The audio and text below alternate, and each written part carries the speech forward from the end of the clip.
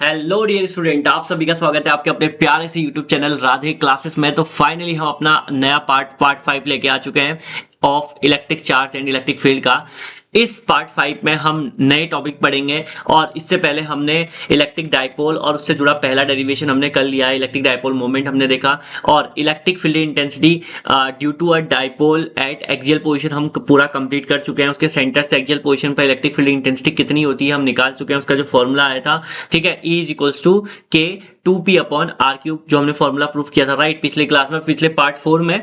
तो I hope आप chronologically part देख रहे होंगे। ज्यादा लंबे लेक्चर में लेके नहीं ले रहा हूं ताकि आप नोट्स बना सको और प्रॉपर जो डेरिवेशन जो न्यूमेरिकल मैंने कराया उसकी अदर प्रैक्टिस भी कर सको। ठीक है, आपके पास पीवाईक्यूज बुक्स होंगी, नहीं होंगी तो आप हमसे कांटेक्ट कर सकते हैं। ठीक है, मैं प्रोवाइड भी करा दूंगा। आप Telegram channel as Radhe classes join कर लीजिए, आपको वहां भी मैं आपको पीवाईक्यूज डेफिनेटली प्रोवाइड कराऊंगा। बट अगर आपके पास, क्योंकि बच्चों के पास बुक्स होती हैं वो सेशन की स्टार्टिंग में खरीद लेते हैं, तो आप पीवाईक्यूज की जितनी भी बुक्स आपके पास हैं उसको अटेम्प्ट करिए, टॉपिक देखिए। अगर कोई क्वेरी रहती है आपकी तो कमेंट बॉक्स में आप लिख सकते हैं। कॉपी एंड पेस्ट वाला ऑप्शन तो अब तो आता ही है राइट। सो जैसा कि मैंने आपको बताया था कि 1 अप्रैल से we are going to start our batches right. हमारे बैच स्टार्ट होने वाले हैं अलग अलग सब्जेक्ट्स के, जिसमें क्लास 10th के maths, science right, social studies भी इसमें इंक्लूडेड, मैंने लिखा नहीं है बट सोशल स्टडीज भी हम स्टार्ट करने वाले हैं। क्लास 12th की physics, chemistry, math and biology we are going to start. And जो मैंने हमारे बैच की स्पेशलिटी, जो स्पेशल चीज हमारे बैच की है वो मैंने आपको बताया था कि only 15 student in one batch. हमारे एक बैच में केवल 15 स्टूडेंट रहेंगे, उससे ज्यादा हम बैच स्टूडेंट नहीं लेते हैं।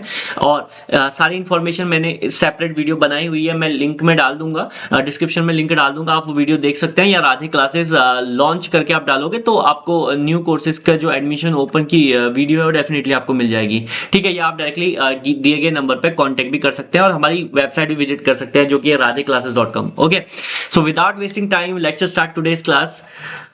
सो बेसिकली 1 सेकेंड, जो मैंने फिजिक्स का बैच बताया था and this is our website, आप डायरेक्टली विजिट कर सकते हैं। तो लेट्स स्टार्ट डायरेक्टली। हमने लास्ट क्लास में हमने पढ़ा था कि electric field intensity due to a dipole at at axial position. ठीक है, 1 सेकेंड लेट मी।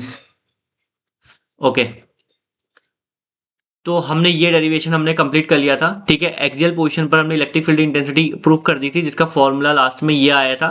ठीक है, डायरेक्शन मैंने आपको बताया, डायरेक्शन मेंशन करना इज वेरी वेरी इंपॉर्टेंट, जैसा कि मैंने आपको बताया था। उसके बाद electric field intensity due to a dipole at equatorial position. ठीक है, ये भी हमें आज ही करना है। ठीक है, तो कैसे करेंगे, देखो इक्वेटोरियल पोजीशन का मतलब मैंने आपको समझाया था परसों राइट। क्या मैंने कहा था कि ये एक डाइपोल है, मैं दूसरी पेन लेता हूँ ज्यादा बेटर रहेगा। और पिछली बार मैं जो बोला था कि मैं चार्जेस को कार से दिखाऊंगा, तो कार आ गई है, मैं दिखाता हूँ आपको। देखो यहाँ पे ये पेन है, इसका ये वाला हिस्सा पॉजिटिव, ये वाला हिस्सा नेगेटिव मान लो। क्लियर है, ये पॉजिटिव ये नेगेटिव मान लो। इसके सेंटर से ये टेस्टिंग चार्ज है। ये कार जो दिख रही है आपको, ये क्या है, एक टेस्टिंग चार्ज है। पहले मैं बता दूं, ये car is a testing charge. Testing charge क्या होता है मैंने बताया था, बताओ कमेंट बॉक्स में लिखो टेस्टिंग चार्ज क्या होता है। यहाँ वहां नहीं देखना, फोकस करना है। Testing charge, what is testing charge? Testing charge इसका अपना कोई इफेक्टिव इलेक्ट्रिक फील्ड नहीं होता, मतलब कोई बहुत ही 0.001 ऐसा मान के चलो, 10 to 0 लगभग 0 जो उसका इलेक्ट्रिक फील्ड होता है। ठीक है, वो किसी अदर इलेक्ट्रिक फील्ड को इन्फ्लुएंस नहीं कर सकता, बहुत ही जीरो के समान उसको इलेक्ट्रिक फील्ड को कंसिडर किया जाता है ना। तो यहां से इसके सेंटर से r डिस्टेंस पर ये एक चार्ज रखा हुआ है। कैसे कैसे किस एंगल पर है? 90 डिग्री पर है। जो एक्सियल पोजीशन थी वो 0 डिग्री पर थी, समझ पा रहे हो ना इसको? ये 90 डिग्री पर है, देखो ये। ठीक है, तो इसके सेंटर से अगर ले रहा हूं तो ये जो पॉजिटिव चार्ज मैंने कंसीडर किया था, देखो इस फिंगर को देखना मेरी, इस फिंगर से यहां तक की जो डिस्टेंस होगी ये, और यहां से यहां तक की जो डिस्टेंस होगी इसकी, दोनों सेम होंगी। पहले आप इक्वेटोरियल का मतलब समझे ना। ठीक है, देखो ये स्टार्टिंग चल रही, तो मैं सारा बेस से लेके चल रहा हूं ताकि आपको पूरे सेशन में रटना ना पड़े कि इक्वेटोरियल का मतलब क्या होता है। क्योंकि अभी आप मैग्नेटिज्म में भी इक्वेटोरियल पोजीशन में प्रूफ करोगे, जब आप मैग्नेटिक डायपोल मोमेंट पढ़ोगे, है ना, तो वहां भी आपको प्रूफ करना पड़ता है। तो आप एक बार समझ लो कि इक्वेटोरियल, और अभी आप इसके बाद जो इलेक्ट्रिक पोटेंशियल वाला चैप्टर है उसमें भी आप इसे डेफिनेटली करने वाले हो। ठीक है, कभी कभी निकल जाता है टॉपिक, तभी मैं कर रहा हूँ। ठीक है, I am not singing. Okay, so यहाँ पर पॉजिटिव, यहाँ पर नेगेटिव, इसके सेंटर से r डिस्टेंस पर यहाँ पर इलेक्ट्रिक फील्ड इंटेंसिटी मुझे फाइंड करनी है। ठीक है, इलेक्ट्रिक फील्ड इंटेंसिटी का मतलब धक्का, बस ये सब दिमाग में रखना है। तो let's start without wasting time. पहले मैं फिगर बना लूँ, देखो मैं कंसिडर कर लेता हूँ 1 सेकेंड। ओके, तो मैंने यहाँ पे एक नेगेटिव चार्ज ठीक है, और यहाँ पे एक पॉजिटिव चार्ज कंसिडर किया है। इन दोनों के बीच की डिस्टेंस टोटल एल 2L होती है, जैसा कि आपको पता है, ठीक है। लेकिन मेरे को कहाँ से लेना है, इसके सेंटर से, ये इसके सेंटर से। सेंटर डिवाइड हो सकता है दो पार्ट्स में, है ना। 1 सेकेंड, तो इसको हम डिवाइड करते हैं दो पार्ट्स में, तो टोटल 2L होता है, तो ये L और L में ब्रेक हो जाएगा, है ना। तो ये हो जाएगा आपका L और ये भी हो जाएगा आपका L, ठीक है। तो इसके सेंटर से सीधी लाइन हो जा भाई, इसको दोबारा बनाना पड़ेगा, हो गया, ठीक है। इसके सेंटर से R डिस्टेंस पर, ठीक है, यहाँ पे, ठीक है, इसे स्मॉल r बोल देते हैं। इसके सेंटर से r डिस्टेंस पर पॉइंट P पर मुझे क्या निकालनी है, इलेक्ट्रिक फील्ड इंटेंसिटी निकालनी है। डायपोल की डायरेक्शन मैंने आपको बताई, डायपोल की डायरेक्शन कहां से कहां को होती है, माइनस से प्लस की ओर होती है, जैसे कि मैंने आपको डिस्कस कर लिया था ऑलरेडी, ठीक है। आप देखिए दोस्तों, ये माइनस चार्ज क्या करेगा, ये माइनस चार्ज, अगर मैंने यहाँ पर टेस्टिंग चार्ज क्यू नॉट रखा है, यहाँ पर ही माइनस चार्ज क्या करेगा, ये माइनस चार्ज एक्चुअली यहाँ पर रखे testing charge which is Q not. थोड़ी देर के लिए क्यू नॉट दिखा देता हूँ मैं, ऐसा मान के चल रहा है कि मैंने यहाँ पर क्यू नॉट रखा है, ठीक है। ये माइनस वाला क्यू नॉट क्या होता है, testing charge is always positive, हम इसको पॉजिटिव कंसिडर करते हैं, जैसे कि मैंने बताया था। तो यहाँ पर रखा जो माइनस चार्ज है, इस टेस्टिंग चार्ज को अपनी तरफ खींचेगा, समझ पा रहे हो ना ये। तो इसके कारण जो इलेक्ट्रिक फील्ड इंटेंसिटी की जो डायरेक्शन आएगी वो कहाँ को आएगी, इसकी तरफ को आएगी, माइनस वाले की तरफ को आएगी, समझ रहे हो ना, मेरी तरफ को भी देखना है, हाँ। सो यहीं पर समझा रहा हूं मैं, ठीक है। अच्छा, तो यहाँ पे जो इलेक्ट्रिक फील्ड इंटेंसिटी की डायरेक्शन आएगी वो कुछ ऐसे होगी नीचे को, है ना, ये समझ पा रहे हो, which is creating theta angle, clear है। और इसकी जो डायरेक्शन है, मैं थोड़ा कलर भी चेंज कर दूं, इसकी जो डायरेक्शन है कुछ ऐसे है। इस पॉइंट को मैं थोड़ी देर के लिए ए कंसीडर कर लेता हूँ, इस पॉइंट को मैं थोड़ी देर के लिए बी कंसीडर कर लेता हूँ, और ये अगर नीचे को है तो इसको क्या बोलूंगा मैं, ई ए, क्लियर है। अब यहां सीन बदलेगा, यहां देखो, ये जो पॉजिटिव चार्ज है, पॉजिटिव चार्ज क्या करेगा, मैंने आपको इलेक्ट्रिक फील्ड इंटेंसिटी की वो नहीं बताई है, क्या कहते हैं, property, sorry, not electric field intensity, electric field lines की प्रॉपर्टीज, कैरेक्टरिस्टिक्स नहीं बताया मैंने, ठीक है। एक पॉइंट पर, किसी एक सिंगल पॉइंट पर इलेक्ट्रिक फील्ड की दो डायरेक्शन नहीं हो सकती है, पहली बात। अच्छा, मैं पहले एक चीज समझा रहा हूं आपको, देखो वहां जो पॉजिटिव चार्ज है ना, वो पॉजिटिव चार्ज क्या करेगा, ये रहा टेस्टिंग चार्ज, ये रहा पॉजिटिव चार्ज, सॉरी वो इस साइड है, ठीक है, इस साइड है। तो ये क्या करेगा, इसको धक्का देगा, क्योंकि पॉजिटिव पॉजिटिव रिपेल करता है, तो इसको ऊपर को भेजेगा, ये नेगेटिव वाला इसको खींच रहा है, नेगेटिव वाला इसको खींच रहा है, पॉजिटिव वाला इसको धक्का दे रहा है, नेगेटिव वाला खींच रहा है, कुछ ऐसा बन रहा, देखो ये सेफ समझ पा रहे हो, ये कुछ ऐसे, आई होप समझ में आ रहा होगा। नेगेटिव चार्ज को धक्का, पॉजिटिव चार्ज को धक्का दे रहा है, क्योंकि टेस्टिंग चार्ज पॉजिटिव होता है तो रिपेल करेगा, नेगेटिव वाला खींच रहा है, खींच रहा है, समझ गए ना, ठीक है। आगे बढ़ते हैं, देखो अब, तो ये इसको धक्का दे रहा है, तो इसको पहले मैं इससे मिला दूं, ठीक है। तो ये एंगल भी थीटा ही होगा, समझ पा रहे हो ना। और ये इसकी जो डायरेक्शन होगी, ये इसको कहां को धक्का दे रहा, आगे को। कभी कभी ये सीधी लाइन नहीं बन पाती है, एक सेकेंड,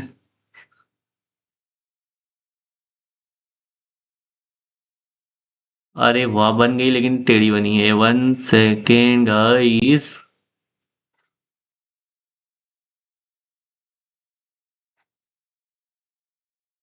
अरे आज क्या हो रहा है इसको, हाँ ठीक है। तो ये इसकी डायरेक्शन बाहर की तरफ हो जाएगी, कुछ ऐसे ही है, ये क्या हो जाएगा, E B, means electric field intensity due to charge B, clear है, ठीक है। अब देखो, मान लो, इसको मैं कुछ ऐसे एक जनरल एग्जांपल समझा रहा हूं, देखना। यहां पर एक बॉक्स रखा है, ठीक है, एक बंदा यहां से रस्सी से खींच रहा है, और एक बंदा यहां से रस्सी से खींच रहा है, तो ये कहां को मूव करेगा, स्ट्रेट जाएगा, कुछ ऐसे। तो यहां भी कुछ ऐसे ही हो रहा है, इस चार्ज को यहां को जोर पड़ रहा है और यहां को जोर पड़ रहा है, तो ये चार्ज कहां को मूव करेगा, स्ट्रेट आगे को, समझ पा रहे हो ना, कुछ ऐसे, क्लियर है। मतलब जो नेट मूवमेंट होगी, नेट मीन्स फ्लो होगा चार्ज का, वो कहां को होगा, आगे की तरफ को होगा, मीन्स बी से ए की तरफ होगा। बी पॉइंट से एक ही तरफ होगा, समझ पा रहे हो ना, ये जो बी पॉइंट दिख रहा है यहाँ पे ये, और वहां से कहाँ को होगा, ए उसके बगल में देखो बी से एक ही तरफ होगा। क्लियर है, कहाँ को जाएगा, वो एग्जांपल मैंने समझाया ना, एक बंदा वहां से रस्सी से खींच रहा है, यहाँ से कैसे घर में ट्राई करना है, ऐसे खींचना तो उसको, ठीक है, ऐसे तिरछा इधर को खींच रहा है, उधर को खींच रहा है, कहाँ को मूव करेगा, आगे को करेगा, नॉर्मल है। तो यहाँ भी यही सीन होने वाला है, समझ पा रहे हो ना, ठीक है। तो अब देखो, तो यहाँ को जो रिजल्टेंट लगा, देखो ये वाली लाइन इसके पैरेलल है, ये ए बी के, ये पूरी एक लाइन है, हाँ ये पूरी एक लाइन है, ए बी के पैरेलल है ये वाली लाइन। तो ये अगर थीटा होगा तो ये भी क्या हो जाएगा, थीटा हो जाएगा। ये वाली लाइन को अगर मैं आगे बढ़ाऊं तो ये इसके भी पैरेलल है, ये ट्रांसवर्सल लाइन का काम कर रही है, तो ये थीटा, तो ये भी क्या हो जाएगा, थीटा। क्लियर है। अब आप कमेंट बॉक्स में लिखोगे कौन सा अल्टरनेटिव एंगल था और ऊपर वाला कॉरेस्पॉन्डिंग कौन सा था, ठीक है, मैंने खुद ही बता दिया, ठीक है। फिलहाल फोकस करोगे, अल्टरनेटिव इंटीरियर एंगल भी मैंने खुद बता दिया, ठीक है, फिर भी ठीक है, आगे बढ़ते हैं। अब देखो सीन क्या होगा, इसका ये वाला कंपोनेंट मुझे चाहिए, है ना, ई बी का ये वाला कंपोनेंट चाहिए, तो इसको क्या करेंगे, रिजोल्यूशन ऑफ वेक्टर कर देंगे। समझ पा रहे हो ना, 11th क्लास में पढ़ा होगा रिजोल्यूशन ऑफ वेक्टर, तो वो करना पड़ेगा इसको। तो इसको ब्रेक कर लेते हैं। तो इसका इसका ये वाला कंपोनेंट मुझे चाहिए, क्योंकि रिजल्टेंट तो इधर को जा रहा ना वो, तो अच्छा इसको देखते हैं, पहले इधर वाले कंपोनेंट को देखते हैं, जहां को थीटा नहीं होता उधर को क्या बनता है, ई बी साइन थीटा, ठीक है। इधर को क्या बनेगा, इसका इधर वाले का ये वाला कंपोनेंट कौन सा होगा, ई ए साइन थीटा। क्लियर है। अब देखते हैं ई बी का ये वाला कंपोनेंट जहां को थीटा है, उसकी वैल्यू क्या होगी, ई बी कॉस थीटा। इस ई ए का ये वाला कंपोनेंट कौन सा होगा, ये भी होगा ई ए कॉस थीटा। क्लियर है, आई होप आपको समझ में आया होगा, ठीक है। अब एक दूसरी बात ये देखो कि अगर मुझे इलेक्ट्रिक फील्ड इंटेंसिटी निकालनी है, तो मेरा जो फॉर्मूला था, ठीक है, पी पॉइंट पर देखो इसकी दो, एक एक पॉजिटिव वाला उधर को फेंक रहा है, नीचे वाला इधर को फेंक रहा है, तो हमने नेट डायरेक्शन निकालनी थी, तो हमने क्या करा, इसका रिजोल्यूशन ऑफ वेक्टर करा, दो पार्ट्स में तोड़ दिया, ठीक है। अब देखो होगा क्या, पी पॉइंट पर इमेजिन करो ये चार्ज रखा हुआ है, ठीक है, ई ए साइन थीटा नीचे को खींच रहा है, ई बी साइन थीटा ऊपर को खींच रहा है, और दोनों की वैल्यू सेम है, क्यों, क्योंकि माइनस क्यू और प्लस क्यू दोनों का मैग्नीट्यूड सेम है, और दोनों डायपोल के सेंटर से लिए गए हैं। तो जितना माइनस क्यू उसको खींच रहा होगा, उतने ही फोर्स से प्लस क्यू धक्का भी दे रहा होगा। समझ पा रहे हो ना, समझ में आ रहा, हेलो हेलो हेलो हेलो, समझ में आ रहा, जितने फोर्स से माइनस क्यू उसको खींच रहा होगा, उतने ही फोर्स से वो उसको धक्का दे रहा होगा ऊपर को। क्लियर है, ठीक है। तभी मैंने बोला ना, तभी वो आगे को जाएगा। अभी जो मैंने यहाँ पर एग्जांपल दिया, ये जस्ट ऊपर यहाँ पर एग्जांपल दिया, तभी तो आगे को जाएगा, इक्वल फोर्स से तभी आगे को गया। तो इधर को खींच रहा, वो ऊपर को धक्का दे रहा, तो कहाँ को मूव करेगा, आगे को। तो आगे को कितना करा, मैग्नीट्यूड वाइज कितना करा, उसके लिए हमने क्या करा, रेजोल्यूशन ऑफ वेक्टर में कन्वर्ट करा। समझ में आया क्या, ठीक है। अब ये आगे देखो, जब मैंने उसे रेजोल्यूशन ऑफ वेक्टर में तोड़ा, तो इसका ये वाला कंपोनेंट, ये हॉरिजॉन्टल कंपोनेंट और वर्टिकल कंपोनेंट टूटे। तो ईबी का जो वर्टिकल था वो ईबी साइन थीटा था, तो ईबी साइन थीटा कहाँ को लग रहा है, ऊपर को। ईए साइन थीटा कहाँ को लग रहा है, नीचे को। दोनों का मैग्नीट्यूड सेम है, दोनों का मैग्नीट्यूड सेम है, क्योंकि थीटा सेम है। ईए और ईबी भी सेम होंगे, क्यों, क्योंकि दोनों सेम डिस्टेंस पर है, दोनों का मैग्नीट्यूड सेम है और सेम डिस्टेंस पर काम कर रहे हैं। समझ में आया क्या, ठीक है। तो ये जितना ही नीचे को खींच रहा उतना ही ऊपर को खींचा, क्या हिल पाएगा, नहीं हिल पाएगा। तो रिजल्टेंट कितना आएगा, 0। तो E B sine theta E ए साइन थीटा के कारण नेट इलेक्ट्रिक फील्ड इंटेंसिटी कितनी आएगी, 0 आ जाएगी। दोनों का मैग्नीट्यूड तो सेम है, लेकिन डायरेक्शन क्या है, अपोजिट है। ये हिल नहीं पाएगा, ये पेन है, समझ लो, ये चार्ज पेन है, ये ऊपर को खींच रहा, नीचे को हिल पाएगी क्या, नहीं। क्लियर है। अब दूसरा देखो, यहां पर पी पॉइंट पर मैंने चार्ज रखा है, ईबी साइन थीटा भी आगे को धकेल रहा है, ये गाड़ी ऐसे जा रही है, ये ऐसे जा रही है, ठीक है। ईबी साइन थीटा भी ऐसे जा रहा है, ईए साइन थीटा भी ऐसे जा रहा है, दूसरी गाड़ी। EA sine theta EB sine theta दोनों एक ही डायरेक्शन में जा रहे हैं। ये दोनों गाड़ियां एक ही डायरेक्शन में जा रही, तो दोनों का टोटल जो अगर मैं निकालूं, नेट निकालूं, दोनों ऐड हो जाएंगे। समझ पा रहे हो? दोनों की जो नेट इंटेंसिटी आएगी वो कितनी आएगी, ऐड हो जाएगी। क्लियर है? अपोजिट होते तो मैंने वाला बताया था, सेंटर पे अगर इलेक्ट्रिक फील्ड इंटेंस जीरो निकालना है तो दोनों का मैग्नीट्यूड सेम होना चाहिए, ठीक है, और दोनों इक्वल, मतलब इक्वल होनी चाहिए बेसिकली, और अपोजिट डायरेक्शन होनी चाहिए। यहाँ अगर डायरेक्शन सेम है तो दोनों क्या हो जाएंगे, ऐड हो जाएंगे, क्योंकि दोनों वेक्टर क्वांटिटीज हैं। समझ में आया क्या? क्लियर है? ठीक है, अगर नहीं आ रहा तो वीडियो एक बार पीछे बढ़ाना, फिर आगे सुन लेना, ठीक है। आई होप डेफिनेटली आप 2x पे सुन रहे होंगे, ठीक है। तो देखो अब सीन क्या होगा यहाँ पे, पहले देखो, मुझे इलेक्ट्रिक फील्ड इंटेंसिटी निकालनी है प्लस क्यू चार्ज और माइनस क्यू चार्ज के कारण। पहले ई और ईबी तो फाइंड करूंगा ना। अब किसी चार्ज के कारण electric field intensity at R distance कितना होता है? किसी चार्ज के कारण electric field intensity at R distance कितना होता है? E is equals to 1/4πε0 Q upon R square होता है। अब मुझे R चाहिए, ये वाली डिस्टेंस नहीं पता मुझे, जो स्लैंटिंग है, जो हाइपोटेनस का काम कर रही है, वो मुझे नहीं पता कितनी है, तो वो निकालूंगा। वो क्या करूंगा, ये 90 डिग्री दिख रहा होगा, देखो ये, ठीक है। तो क्या हो जाएगा, इसे कैपिटल आर मान लेता हूं इसको, तो capital R is equal to कितना आएगा, root over R square plus L square, और ये डिस्टेंस भी सेम होगी। हाँ ठीक है, मैं मेंशन नहीं कर रहा क्योंकि फिगर थोड़ा रफ हो जाएगा, इसलिए आप समझ पा रहे होगे, जो ए पी है वही बीपी के बराबर होगा, दोनों डिस्टेंस सेम होगी, क्योंकि वो डायपोल के सेंटर से डिस्टेंस ली गई, ये इक्वेटोरियल पोजीशन कहते हैं जिसको, ठीक है। यहाँ पर मैंने मार्क करना भूल गया, ये रही इक्वेटोरियल पोजीशन जो आप देख पा रहे हो, ये ठीक है। ये आई होप आप क्लियर होगा इतना। अब मैं क्या करूंगा, electric field intensity due to charge A, mean charge A minus Q charge के कारण इलेक्ट्रिक फील्ड इंटेंसिटी कितनी आएगी, वो आएगी ई ए। अब देखो एपी और बीपी सेम है, दोनों चार्जेस का मैग्नीट्यूड सेम है, डिस्टेंस सेम है ना, और मैग्नीट्यूड भी सेम है, डिस्टेंस सेम है, मैग्नीट्यूड सेम है, तो इलेक्ट्रिक फील्ड इंटेंसिटी भी क्या आएगी, सेम आएगी। मतलब ई ए बराबर क्या हो जाएगा, ई बी, और दोनों का फॉर्मूला क्या होता है, K Q upon R square, capital R square. अभी मैं वैल्यू नहीं रख रहा हूं, मैं खाली फॉर्मूले की वैल्यू रख रहा हूं, ठीक है, आर स्क्वायर है। बट डायरेक्शन थोड़ा डिफरेंस है, हाँ, ये बी से पी की तरफ है, ये पी से ए की तरफ है। समझ पा रहे हो ना, ये बी से पी की तरफ है इसकी डायरेक्शन, इसकी डायरेक्शन पी से ए की तरफ है। डायरेक्शन का मेंशन करनी हो तो आप कर सकते हो, नहीं तो आप ऐसे लिख सकते हो, उससे फर्क नहीं पड़ेगा। क्लियर है? I hope. अब आगे बढ़ते हैं, ठीक है। अगर आप सेपरेटली लिखोगे ना, ई इज इक्वल टू के क्यू अपॉन आर स्क्वायर, तब आप डायरेक्शन मेंशन करोगे, ठीक है, बी से पी की तरफ इसकी, और पी से ए की तरफ इसकी, ये इधर को आ रहा है ना ये, और ये इधर को जा रहा है। क्लियर है? अब देखो रिजल्टेंट कहाँ को होगी डायरेक्शन, नेट डायरेक्शन कहाँ को जा रहा है, देखो इसके एग्जांपल से मैंने समझाया, ये कहाँ को जा रहा है, इधर को जा रहा है ना, इधर को, पी से ए की तरफ, ये ए है, या बी से ए की तरफ आप बोल सकते हो, ठीक है, बी से ए की तरफ बोल सकते हो, उससे फर्क नहीं पड़ेगा। अब जिसने प्लस क्यू को ए माना होगा तो उसे ए से बी बोलेगा, तो इसे रटना नहीं है कि किसी बुक में ऐसा लिखा है, किसी बुक में ऐसा लिखा है, बस आप किसको क्या मान रहे हो वो चीज मैटर करती है। क्लियर है? यहां तक समझ में आया ना? ठीक है, लेट्स मूव अहेड देन। तो मेरे को क्या निकालना है, नेट इलेक्ट्रिक फील्ड इंटेंसिटी निकालनी है, तो ई नेट की वैल्यू जो आएगी दोस्तों, वो आएगी आपकी, दोनों ऐड हो जाएंगे, कौन कौन से, E A cos theta plus E B cos theta.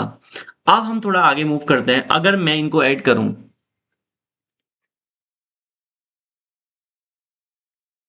E net equals to E A cos theta है ना, तो ई ए, एक second, E A cos theta plus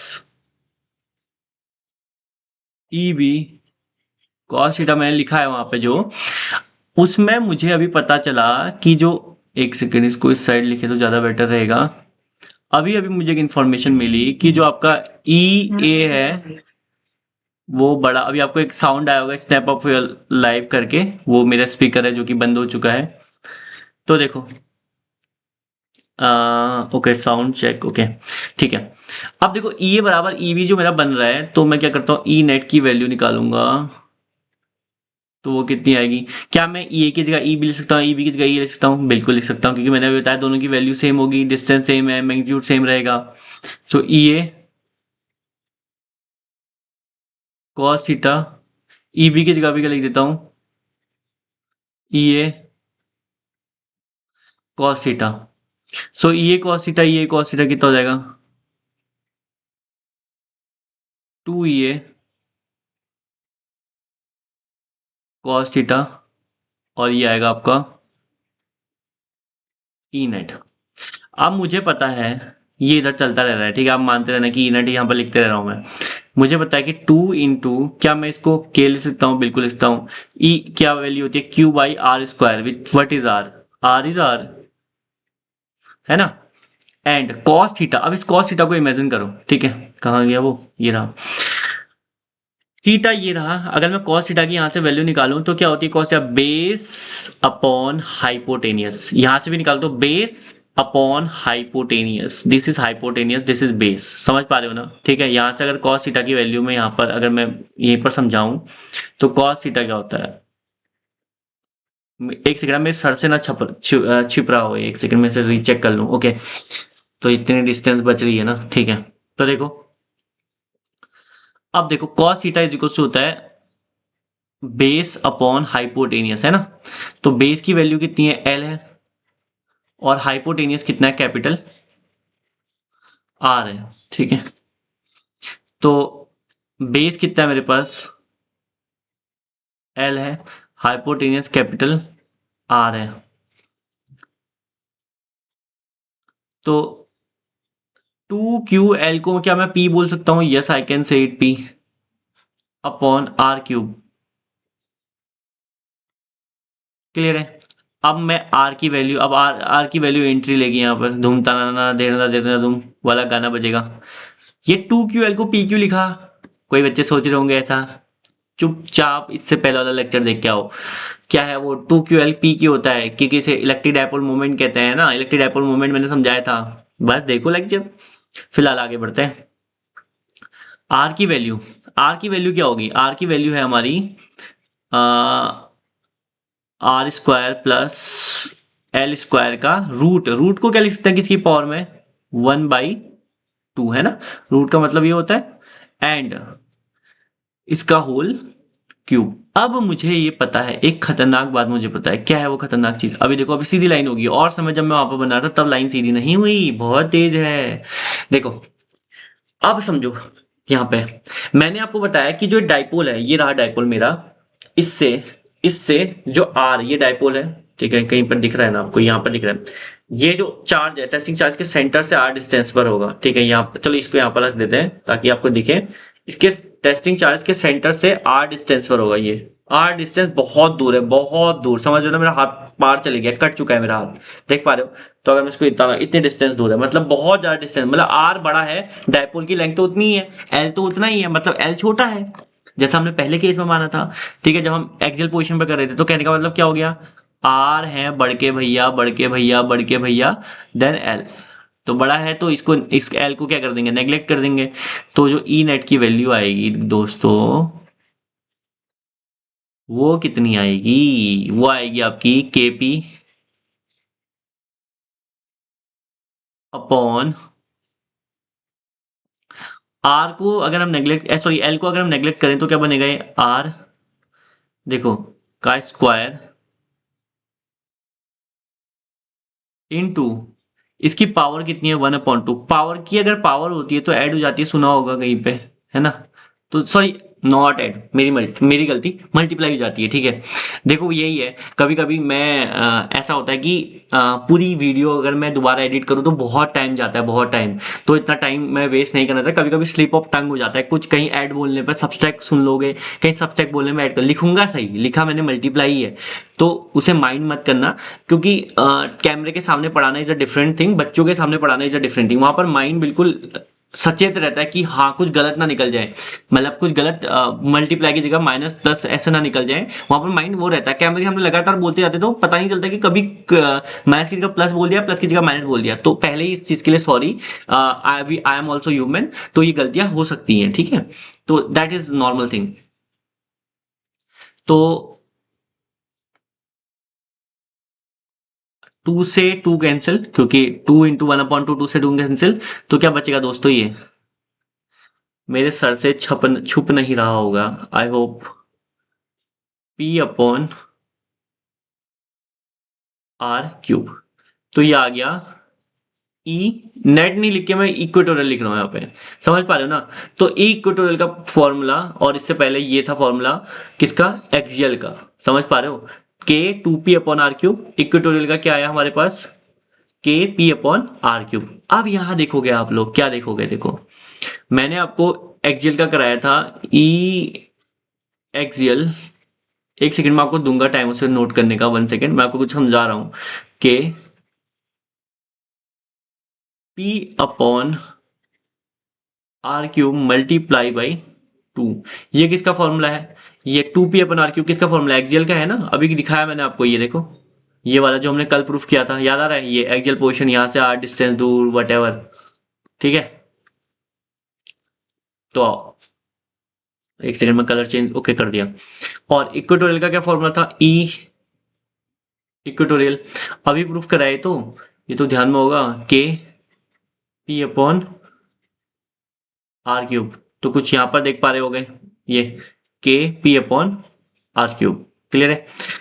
तो ये कुछ, ये जो भैया दिख रहे हैं आपको, ये भैया, ठीक है, ये जो भैया दिख रहे हैं, ये कुछ इस भैया जैसे नहीं दिख रहे हैं, समझ पा रहे हो, ठीक है। कहने का मतलब, ए नोटिफिकेशन नहीं देखने का फोन की, यहाँ यहाँ फोकस करना है बिल्कुल, यहाँ यहाँ यहाँ बिल्कुल स्क्रीन पर फोकस करना है, इधर उधर नहीं देना है ध्यान बिल्कुल। तो कितना हो जाएगा ये, E axial, E axial equals to E equatorial multiply by 2। तो ये आ गया,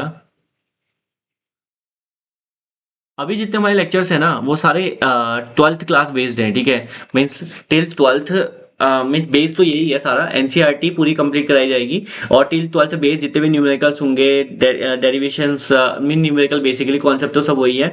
सो टिल 12th बेसिस पर होंगे जितने भी 12th के डेरिवेशन है, कैसे डेरिवेशन करने हैं स्कूल में, कैसे आपको बोर्ड एग्जाम में प्रिपेयर करना है। तो वी आर, हम अभी इस सिनेरियो में है, ठीक है।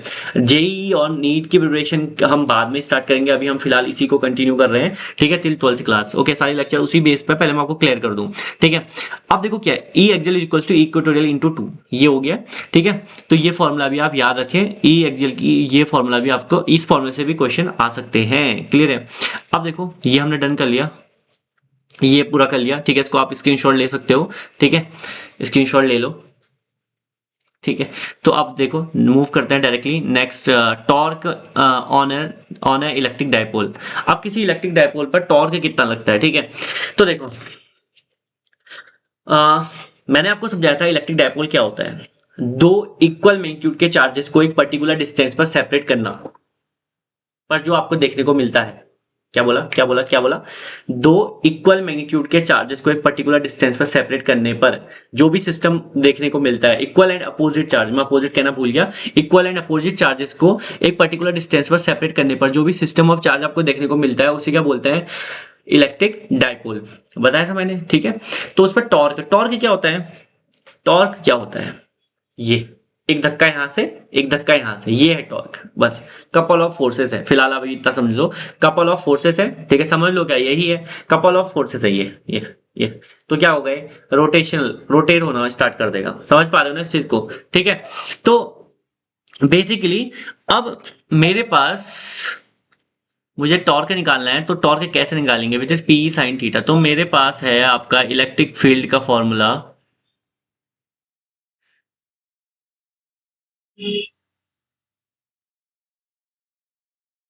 कुछ इस तरीके से, ठीक है।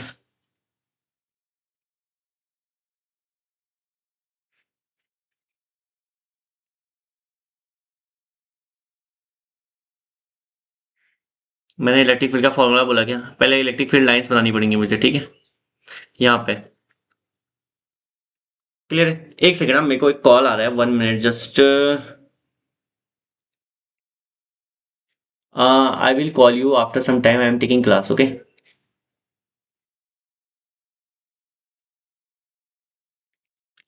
ठीक है, तो अब देखो,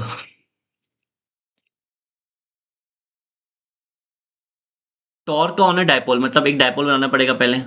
तो यहाँ हमारे पास अच्छा, टॉर्क का फॉर्मूला क्या होता है, टॉर्क का फॉर्मूला मैंने अभी, टॉर्क का मतलब क्या बताया था, दो फोर्सेस ये कोई लकड़ी का टुकड़ा है, ये लकड़ी का टुकड़ा बन पाएगा क्या? बन पाएगा, बिल्कुल बन पाएगा। इस पर एक धक्का इधर को लगा, एक धक्का इधर को लगा, तो ये क्या होने लग जाएगा? घूमने लग जाएगा। समझ पा रहे हो ना? ठीक है, तो ये क्या करने लग जाएगा? घूमने लग जाएगा। तो इसमें दो धक्के लगे, एक यहाँ F1 और यहाँ एक दूसरा F2। इनके बीच की परपेंडिकुलर डिस्टेंस कुछ ये रही, है ना? अगर मैं इस फोर्स को पीछे बढ़ाऊं, ये देख पा रहे हो ना, ये तो भले इसकी डायरेक्शन इधर को है, तो इसको पीछे बढ़ाऊं और इसको आगे को बढ़ाऊं, तो दोनों के बीच की परपेंडिकुलर डिस्टेंस ये है। क्लियर है? ठीक है, तो दोनों फोर्सेस में से एक फोर्स का मैग्नीट्यूड मल्टीप्लाई उन दोनों के बीच की परपेंडिकुलर डिस्टेंस को ही क्या बोलते हैं? टॉर्क बोलते हैं। क्लियर है? किसी एक का मैग्नीट्यूड उठा लो क्योंकि दोनों सेम रहेंगे, ठीक है, तो उनके बीच की परपेंडिकुलर डिस्टेंस क्या बना देगी? हमारा टॉर्क बना देगी। तो टॉर्क को देखते हैं। अब देखो, पहले हम डायपोल बनाएंगे, यहाँ पे प्यारा सा एक डायपोल।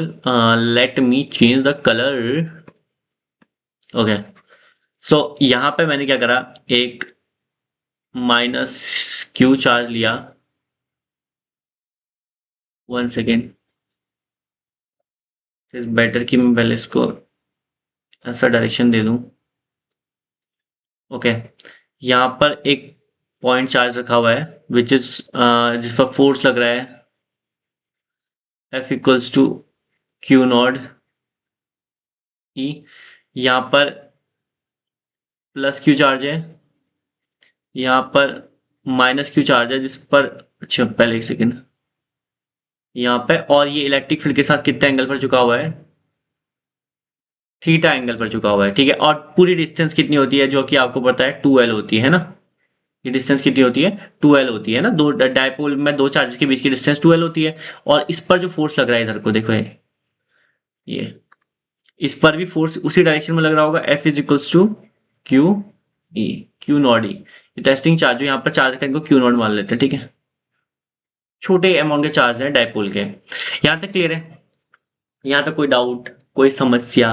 ठीक है, सॉरी, इसे टेस्टिंग चार्ज नहीं बोलेंगे। टेस्टिंग चार्ज अब हम जनरली पॉजिटिव कंसिडर करते हैं। ठीक है, तो यहाँ पर इसको टेस्ट ना बोले, वो ज्यादा बेटर रहेगा। ठीक है, तो नॉर्मल चार्ज रखे हुए, एक प्लस क्यू नॉट चार्ज, एक माइनस क्यू नॉट चार्ज, इसको आप दिमाग में रख लो। टेस्टिंग ना बोलना, क्योंकि टेस्टिंग को हम जनरली पॉजिटिव कंसिडर करते हैं, क्योंकि हम उससे टेस्ट कर रहे हैं। ठीक है, उस पर टेस्ट कर रहे हैं बेसिकली।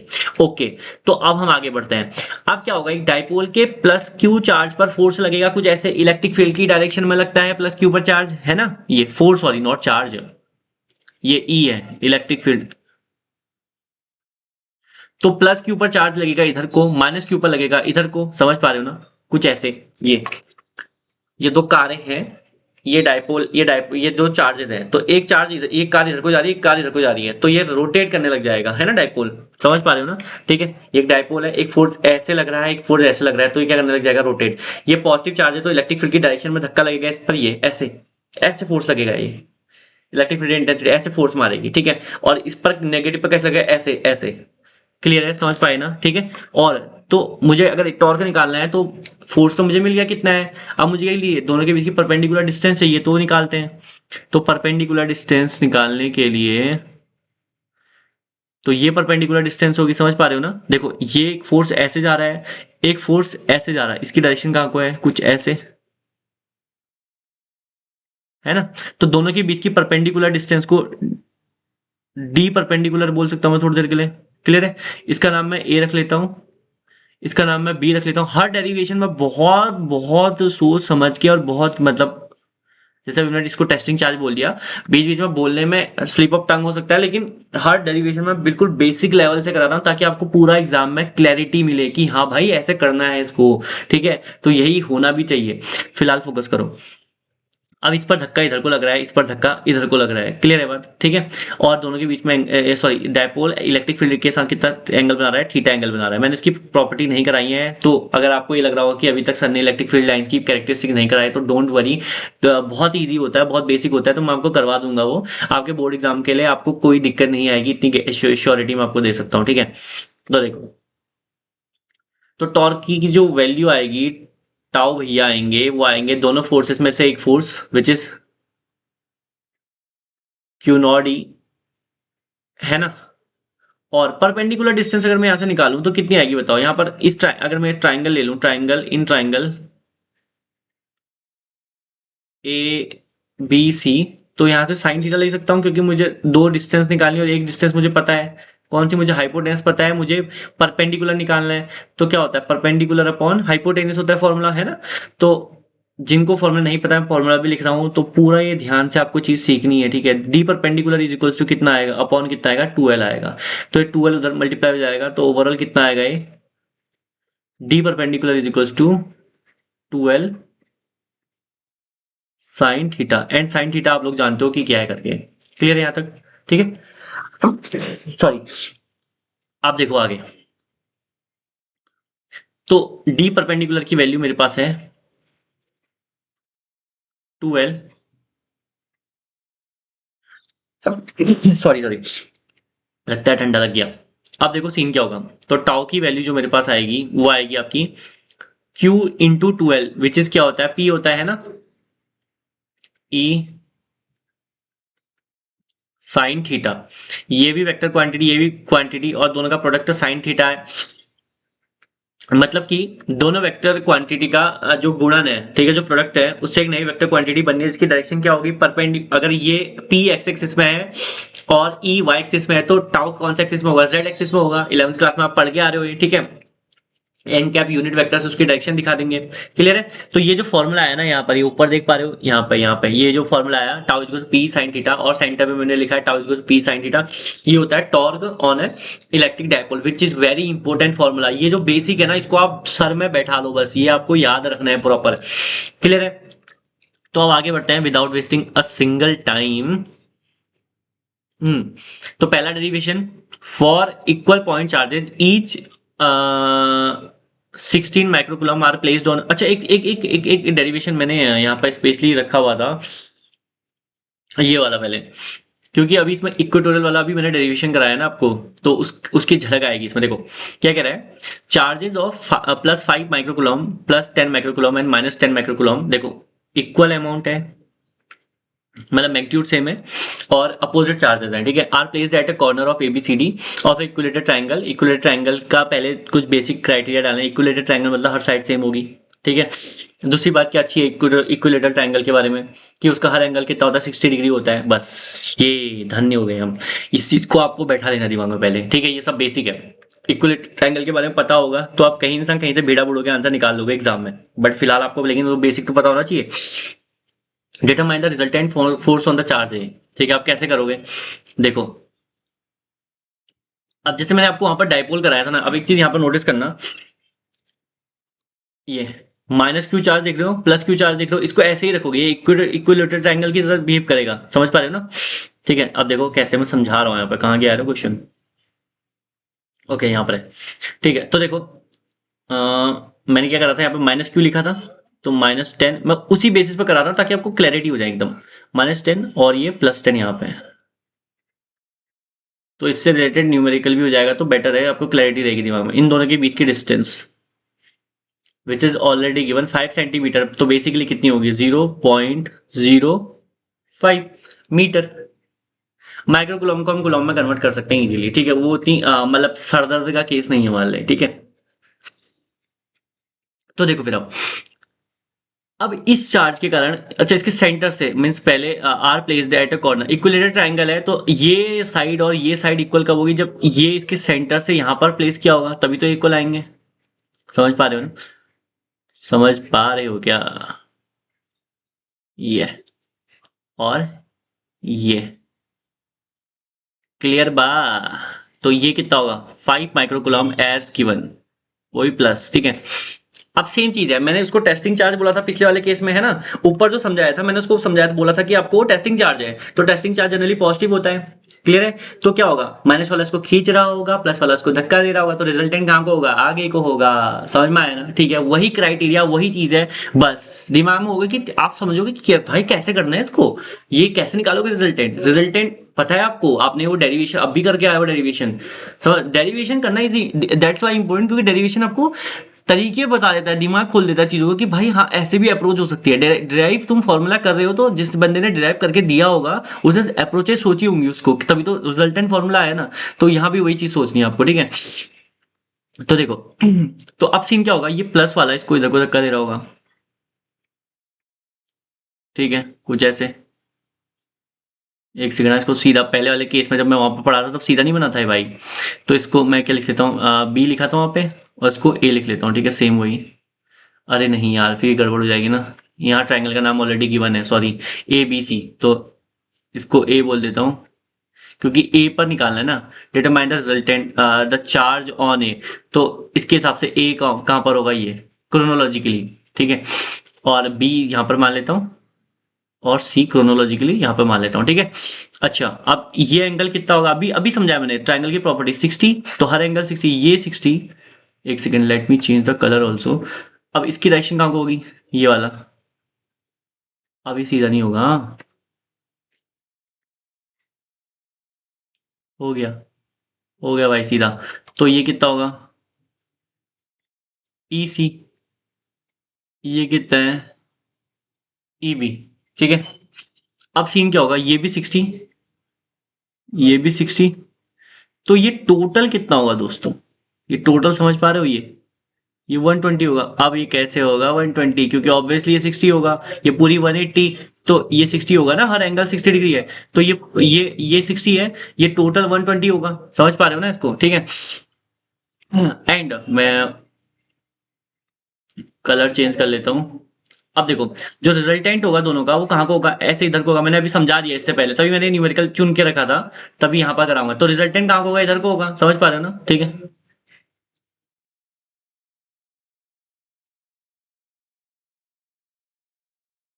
ठीक है।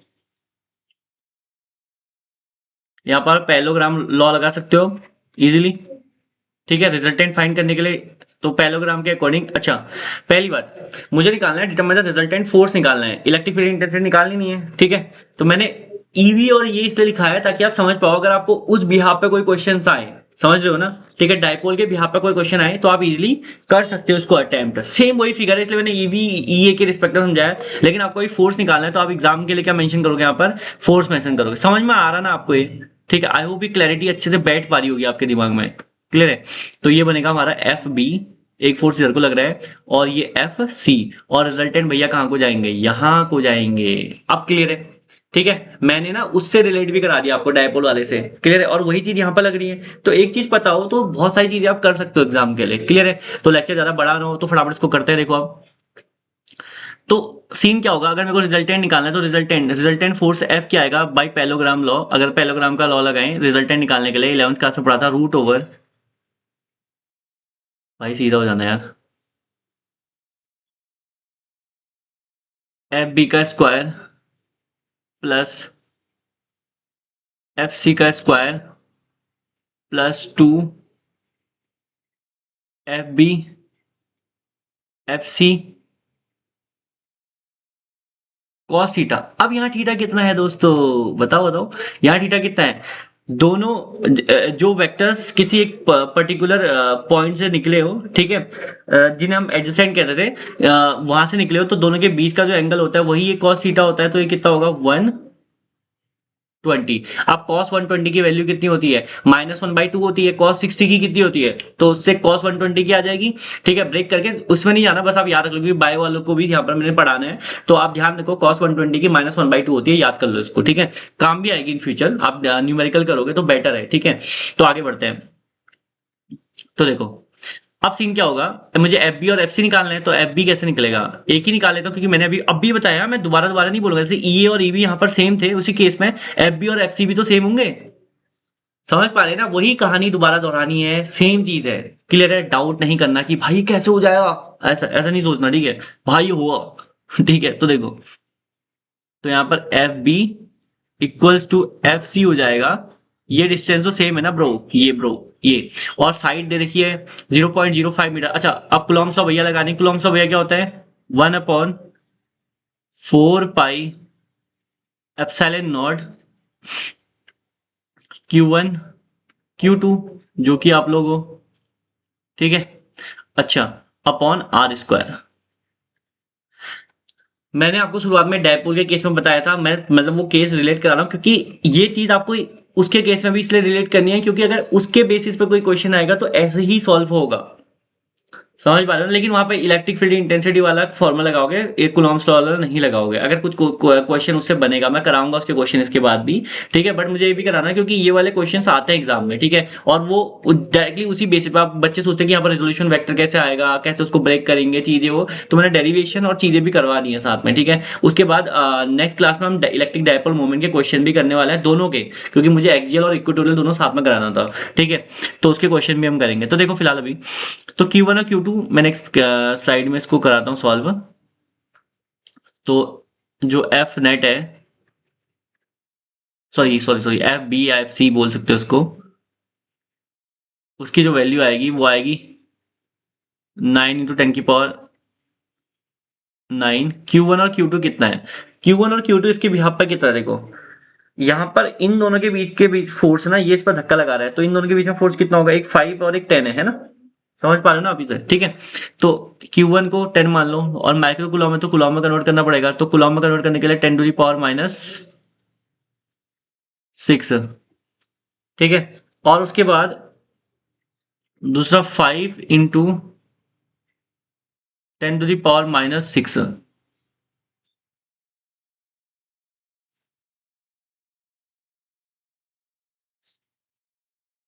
5 ×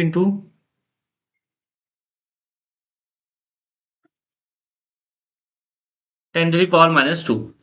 आई होप समझ में आया होगा, ठीक है। आप देखो सीन क्या होगा, 10⁻⁻² कैसे लिखा समझ में आया होगा ना। मीटर में कन्वर्ट करने के लिए 0.00, वो मीटर में ऑलरेडी दिया था क्या, कहीं मैंने गलत तो नहीं करा, नहीं सेंटीमीटर में दिया था, ठीक है, गलत नहीं होना चाहिए बस। अब देखो इसको सॉल्व कर लेते हैं, ये आएगा आपका 90 हो जाएगा, है ना, इंटू 6×2 = 12, या एक काम करते हैं 9 में से ये 9 में से 6, अच्छा मैं आपको सिखाना भी है मुझे ये चीज, कुछ बच्चे जो बेसिस से कर रहे हैं उनका थोड़ा कैलकुलेशन दिक्कत होती है। देखो बेस सेम होगा तो पावर ऐड हो जाती है, ये तो पता होगा, तो 9 - 6 - 6, ठीक है, इंटू 5 अपॉन कितना आएगा ये, 5 × 5 × 10⁻, देखो 2 × 2 = 4, पावर की पावर होती है तो पावर ऐड हो जाती है, ठीक है। तो न्यूमेरिकल, क्योंकि जनरली मैंने देखे हैं जितने मैंने ऑफलाइन पढ़ाए हैं, तो जब मैं देखता था तो बच्चों के कैलकुलेशन बहुत वीक होते हैं, तो मैं कैलकुलेशन भी करा रहा हूँ, जब पावर बेस सेम होता है तो पावर ऐड हो जाती है, ठीक है। अब कुछ लोग सोचेंगे ऐड कैसे हुई, या तो प्लस नहीं है बेटा, वो ऐड हुई होंगी तो प्लस माइनस माइनस बन गया होगा, ठीक है। तो 5 से 5 कैंसिल, पहले इसको निपटाते हैं, 5 से 5 कैंसिल हो गया, 18, 18×5 = 90 होता है, 9 - ये बचा 18 इंटू 9 - 6 इज हाउ मच, 3, फिर 3 ये बनेगा -3, है ना, समझ पा रहे हो। और ये प्लस माइनस का 10 ऊपर आके, सॉरी 10⁻⁻4 ऊपर आके +4 बन जाएगी, मतलब इसमें ऐड हो जाएगी, मतलब इससे इसको घटाएंगे तो 1 बचेगा, मतलब 10 बचेगा, तो ओवरऑल कितना आएगा 180 न्यूटन। कहने का मतलब हो गया, मैंने बताया ना दोनों दोनों सेम आएंगे, तो कहने का मतलब हो गया इसे 180 न्यूटन से धक्का भी लग रहा है और खींच भी रहा है, तो कहाँ को जाएगा, आगे को जाएगा, जो मैंने उस डायपोल के केस में आपको एग्जांपल बताया था, समझ रहे हो ना, ठीक है। तो बस आपको कुछ नहीं करना है। अब क्या सीन होगा, मेरे को अगर आंसर निकालना है तो ओवरऑल नेट फोर्स निकालना है, तो F net is equals to √, अच्छा मैं सॉल्व करना भी बता देता हूँ यार, मुझे समझाने तो हैं ये चीजें, 1 सेकेंड, ये हट गया होगा, आई होप आप दिख रहा होगा, ठीक है, मेरे सर से ना छुपे, मैं पीछे पीछे नेक्स्ट पोर्शन में से कराता हूँ, यहाँ पे करा रहा हूँ, ठीक है। तो अब सीन यहाँ पे क्या होगा देखना, जो रिजल्टेंट है वो मैं करवा के दे रहा हूँ यहाँ पे,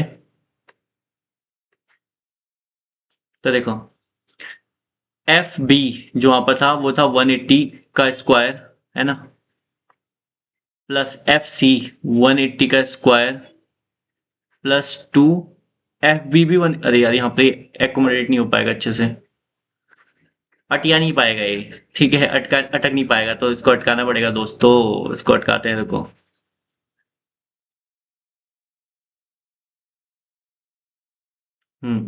यहाँ से कर लेते हैं इसको, ताकि मुझे लिखने में दिक्कत ना आए।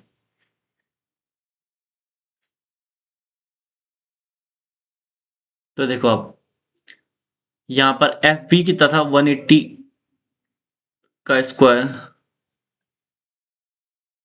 यार अभी ये गड़बड़ क्यों हो रही है लिखने में भी। 180 का स्क्वायर प्लस एफ सी भी 180 का square plus 2 F B and F C, तो कितना आएगा ये आएगा आपका 180 इंटू 180। क्लियर है। अब देखो इंटू कॉस थीटा था, cos theta cos 120 which is -1/2 है ना। ये मैंने अभी बताया है ये कितना आएगा -1/2 आएगा। ठीक है, मेरे से छुप तो नहीं रहा है, नहीं छुप रहा है। ठीक है, तो अब देखो सीन क्या होगा। अब ये देखो ये भी 180 इंटू 180 बन रहा है, समझ पा रहे हो। ये भी 180 स्क्वायर है, ये भी 180 स्क्वायर, तो सब ये भी 180 स्क्वायर तो है। टेक्निकली मैंने इसको दो पार्ट्स में लिखा है, बट है तो ये 180 का स्क्वायर। इसको पूरा तो पूरे तीनों में से 180 स्क्वायर कॉमन आ रहा है, तो स्क्वायर कॉमन आएगा तो स्क्वायर से अंडरूट कैंसिल, तो कितना आया बाहर F net is equal to, technically बाहर आया 180 है ना। तो जब पहले वाले से 1 बचा, दूसरे वाले से भी 1 बचा, तीसरे वाले से अब देखो यहां पर ये 2 से 2 कैंसिल हो गया तो -1 बचा, तो इससे ये कैंसिल। तो ओवरऑल √1 की वैल्यू 1 ही होती है, तो नेट फोर्स भी कितना आएगा 180 न्यूटन ही आएगा। कहने का मतलब हो गया 180 न्यूटन से ही वो कहां को बढ़ेगा, आगे बढ़ेगा। आई होप आपको क्लियर हुआ होगा। ठीक है, तो आज की क्लास यही समाप्त करते हैं, क्योंकि क्लास 50 मिनट से ज्यादा की हो चुकी है, तो ज्यादा हम लेक्चर बढ़ा नहीं रहे हैं, क्योंकि ओवरऑल हमें करना नहीं है। आप डेली बेसिस पे, मैं ऐसी आपसे आशा कर रहा हूँ कि आप डेली बेसिस पे क्लास देख रहे होंगे, हर लेक्चर देख रहे होंगे, जिससे आपको नोट्स बनाने में इजी होगा। वन शॉट मैंने ऑलरेडी डाला हुआ है, अगर आपको कोई बच्चे होते हैं जिनको वन शॉट देखना होता है, उसी में करना होता है, तो बेसिकली मैं उसको रेकमेंड नहीं करूंगा। उस खाली बोर्ड एग्जाम के लिए तो आप तभी उसको करें जब बोर्ड एग्जाम नियर हो, आपको रिवीजन करना हो तो फटाफट करें। जैसे आपने पूरा चैप्टर 1 बाय 1 करके पढ़ लिया ना, उसके बाद आप देखें उसे, जैसे कि पूरा चैप्टर आपने कंप्लीट करा, जितने भी टॉपिक्स मैंने कराया आपको, आपने पूरा चैप्टर कंप्लीट कर दिया। ठीक है, अगर आपने पूरा चैप्टर कंप्लीट कर दिया तो आपके लिए ठीक है वो देखना, तब आपके लिए अच्छा भी है वो, क्योंकि आप रिवीजन कर लोगे उससे। समझ पा रहे हो ना। लेकिन अभी 1 बाय 1 करके पढ़ोगे तो डेप्थ में हर चीज समझोगे, न्यूमेरिकल समझोगे, सब चीज सीख पाओगे डेप्थ में। तो मैं यही आशा कर रहा हूँ कि आप उसे प्रॉपर देख रहे होगे। क्लियर है। ठीक है, तो आई होप आपको आज का लेक्चर समझ में आया होगा।